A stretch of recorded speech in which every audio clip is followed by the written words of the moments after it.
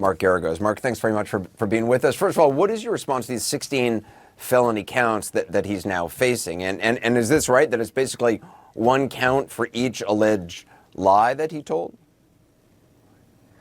You know, Anderson, even if he were supposedly the one who had orchestrated this is an outrage. The fact that he maintains his innocence makes it even more outrageous. 16 counts. I defy anybody to find any indictment anywhere where somebody has brought 16 counts for being a victim of a hate crime, basically. The problem with this case, and it started with almost immediately, is they're not bringing hold on 16 for one second, counts. Anderson, because you just put it.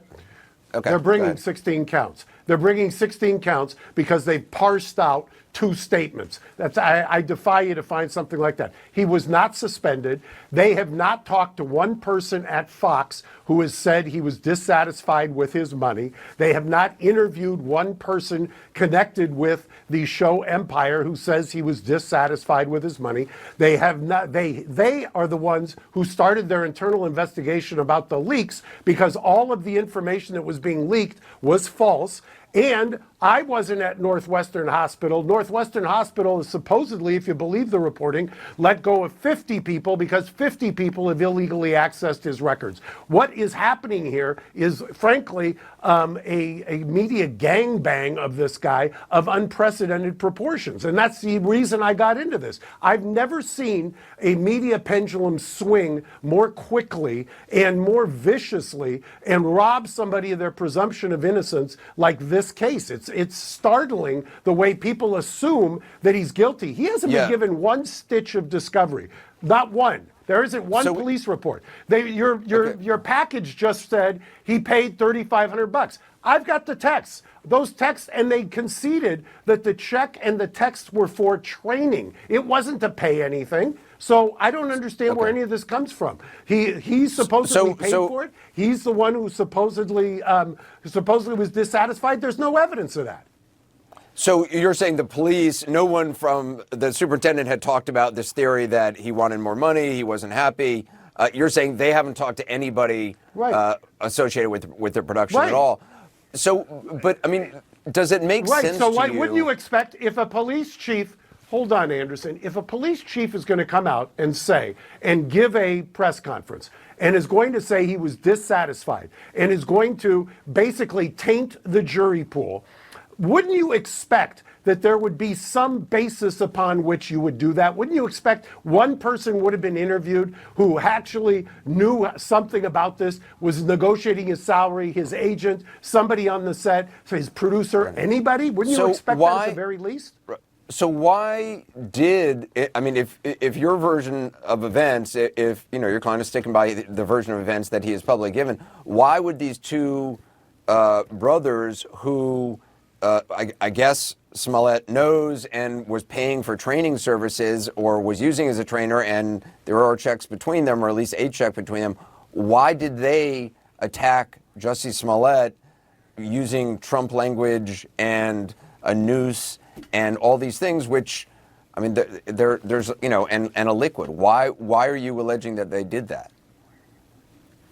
I haven't interviewed them, but I will ask you this. Why is it that if they did this and if they were in cahoots and you went in front of a grand jury, why weren't they indicted? Number one. Number two, the police chief is the one who says that they waited until the 47th hour before all of a sudden they were visited and they changed their story and they haven't been given immunity. Why is that? And by the way, if these 2 witnesses if they believed these 2 witnesses, why didn't they go through the preliminary hearing and put the witnesses on and let them tell their story? There are media requests pending. As soon as the media requested to be able to do the preliminary hearing yesterday, they ran in yesterday and did a grand jury indictment. As soon as I sent him back to answer questions on an airplane, they didn't do the grand jury anymore and they filed a criminal complaint.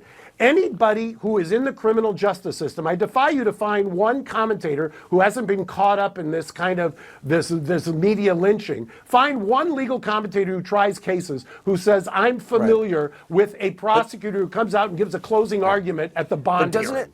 doesn't it just seem weird to you that you get allegedly attacked by two people who you know, and you don't seem to recognize them, even though you claimed you fought back and they ran away, and that I believe initially Mr. Smollett said one of them was white or they were white. Isn't it just weird that you get allegedly attacked by two people you actually know, who've actually been on Empire, who you've actually worked out with, and you don't recognize them? Yeah, yes. And but guess what? I don't know whether he made that statement but what I do know is that when he was told that they had evidence against these two, he refused to sign the complaint because he could not believe it. If he thought they were in on it, would he have signed the complaint? Wouldn't he have signed the complaint? He didn't believe it. Now, if you're asking me what their motivation is, I suppose I could speculate, but motivation of Jussie is not an element of the crime. Their motivation, I've got my theories on it, but I haven't seen one piece of evidence, and they don't have one piece of evidence that they've turned over that links Jussie to this. What they do have is a whale of a case. As if you believe what the police chief is saying, they've got a great case against the two brothers. They've got Lyft receipts, they've got ATM receipts, they've got a surveillance video. By the way, take a look at that surveillance video. Tell me if there's anything that looks peculiar on it to you. I'll leave that to you, the investigative journalist. But this is my question. What do they have that corroborates the story? These are the two people who did it. What do they have besides their word that says he was in on this? And I don't know the answer to that question. It does seem odd. I mean, it just seems weird that, a letter is allegedly sent with pieces cut out from a magazine, which frankly, I mean, as someone who gets hate mail and threatening letters, I've only seen that in movies. It seems like something someone from, Hollywood would think that's what a threatening letter looks like. And then he happens to be attacked 2 weeks later. I mean, the whole thing doesn't make much sense, does it? Anderson, you're in Los Angeles today, right?